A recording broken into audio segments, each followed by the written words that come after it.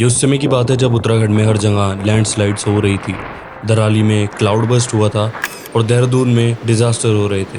ऐसे समय में मैंने और मेरे ड्रोन पायलट ने सोचा कि this will be the best time to visit Tehri to experience one of the largest man made lake. लेकिन हम यहाँ क्यों आए? पर कहानी इतनी भी सिंपल नहीं थी, तो इसके लिए शुरू से शुरू करते हैं।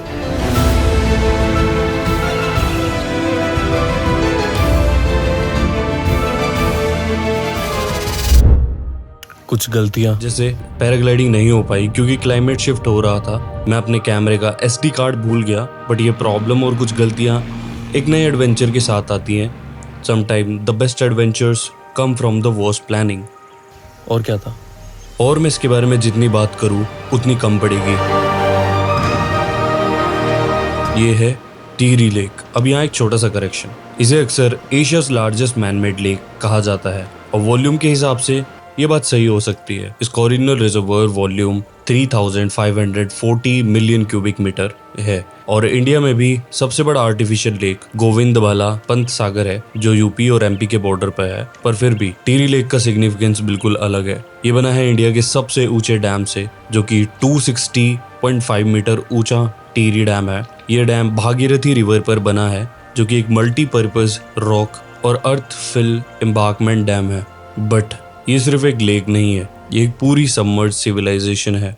जो आज न्यू टिहरी है वो इसकी असली पहचान नहीं है। असली शहर ओल्ड टिहरी भागीरथ और बिलांगा नदी के संगम पर बसा था। ये टिहरी गढ़वाल किंगडम की राजधानी हुआ करती थी, जहां 1815 से परमर शाह डेस्टिनी का राज था। 1949 में इंडिया के साथ मिलने तक इस जगह का नाम टिहरी भी तिहारी शब्द से आया है। जब डैम बना, पूरा शहर इस लेक के नीचे समा गया और उसकी जगह बनाया गया एक प्लान शहर न्यू टिहरी।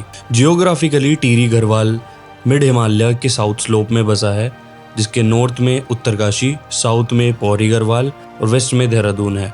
बट ये तो बात हुई टिहरी के जोग्राफिकल एंड हिस्टोरिकल एरिया की। अगर मैं अपने पर्सनल एक्सपीरियंस की बात करूँ तो मैं और अमित सुबह के लिए निकले यहाँ से सबसे फेमस स्पॉट पर, जिसको यहाँ पे टिहरी लेक वाटर स्पॉट कहा जाता है। और मेरे लिए ये सब नया था कि यहाँ इवेंट्स होते हैं, फेस्टिवल मनाए जाते हैं। बट अब मेरी बारी थी ये सब परफॉर्म करने की। देखो, मैं पहले क्लियर कर देता हूँ कि पैराग्लाइडिंग तो वेदर शिफ्टिंग की वजह से पॉसिबल नहीं हो पाई और स्काई डाइविंग सिर्फ स्पेशल लोकेशन पर होती है। और हाँ, ये सब शुरू करने से पहले मैं बताना चाहता हूँ कि मुझको स्विमिंग आती है। सबसे पहले मैंने किया जेट स्की।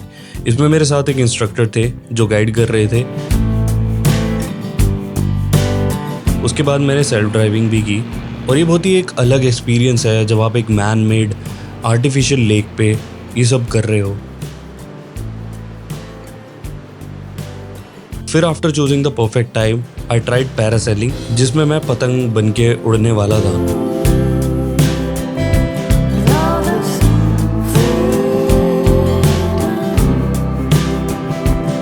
और ऊपर से सब कुछ देखना एक अलग ही एडवेंचर था। After that the thing we did is surfing on water, जो कि सबसे क्रेजी चीज़ थी। मुझे एक बार गाइड करने के बाद ही मैं बहुत अच्छा परफॉर्म करने लगा।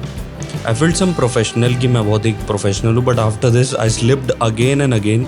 ऐसा लग रहा था कि जैसे मैं कोई स्टंट कर रहा हूँ। सो ये सब झमेला होने के बाद हमने डिसाइड किया to visit India's longest motorable suspension bridge, the Dobra Chanti bridge. So this is Dobra Chatti Bridge. It is India's longest suspension bridge. और कह सकते हैं हम it is India's longest suspension heavy vehicle bridge. इस पुल की खास बात क्या है और टिहरी लेक से इसका क्या संबंध है? एक्चुअली ये डोबरा और चाटी को कनेक्ट करता है।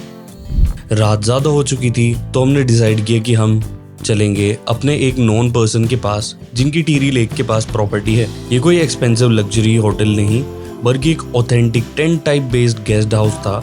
यहाँ सुबह उठ के जो व्यू देखने को मिला वो अमेजिंग था। ऐसा एक्सपीरियंस मैंने कभी नहीं किया और ये जगह बहुत ही यूनिक थी। और ये जगह कुछ ऐसी थी कि आप डायरेक्टली कनेक्ट हो सकते हो नेचर से। And I shot this.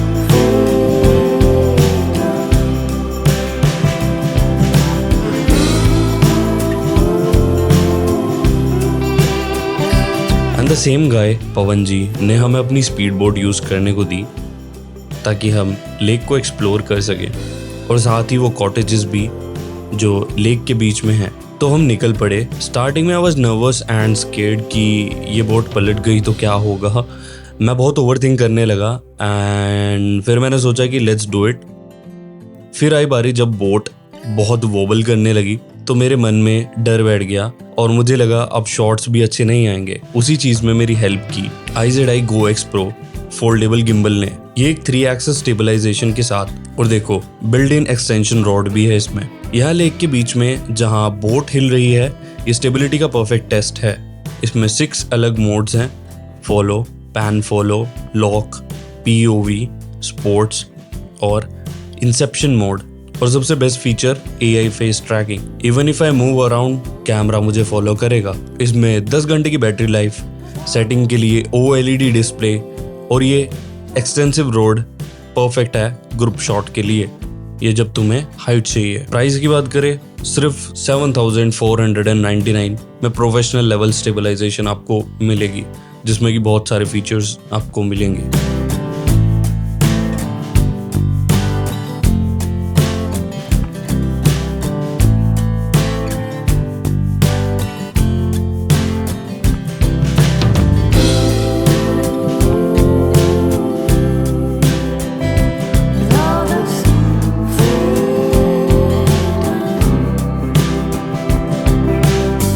बाकी ये फ्लोटिंग कॉटेजेस, ये तो बिल्कुल अनएक्सपेक्टेड थे। The middle of the largest artificial lake में लग्जरी अकोमोडेशन। यहाँ से व्यू देखिए 360 डिग्रीज, सिर्फ पानी और माउंटेन्स। ये एक्सपीरियंस कहीं और नहीं मिल सकता। टिहरी का ये नया रूप देखकर सवाल उठता है कि ये यहाँ तक पहुंचे कैसे।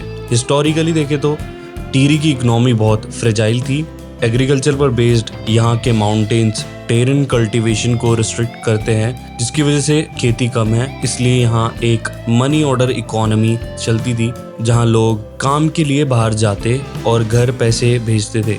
डिस्ट्रिक्ट में कोई बड़ी इंडस्ट्री भी नहीं थी। पर फिर आया टिहरी डैम। इसके कंस्ट्रक्शन से सिस्मिक शिफ्ट आया। ओल्ड टिहरी शहर डूब गया, लेकिन इसने एक नई इकोनॉमी इंजन को जन्म दिया, द वास्ट टिहरी लेक। यहाँ से इकोनॉमी सर्विसेज ड्रिवन बनने लगी और टिहरी का फ्यूचर और भी ब्राइट है। इसका फ्यूचर एक स्ट्रेटेजिक प्लान पर बेस्ड है और सस्टेनेबल टूरिज्म जो साल भर चले।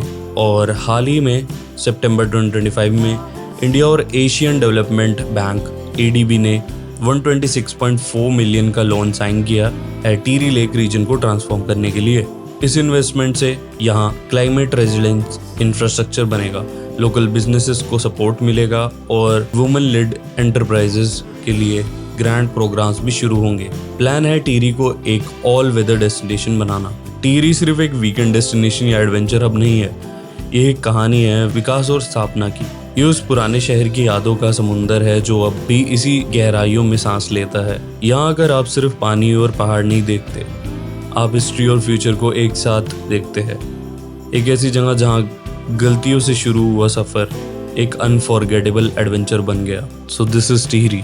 बाकी लैंडस्लाइड इतनी ज़्यादा थी रास्ते में, एंड ये 3 आप जो वाटरफॉल देख रहे हैं, ये 3 जो नेचुरल वाटरफॉल देख रहे हैं, जब हम यहाँ पे आए थे ये एग्जिस्ट ही नहीं करते थे।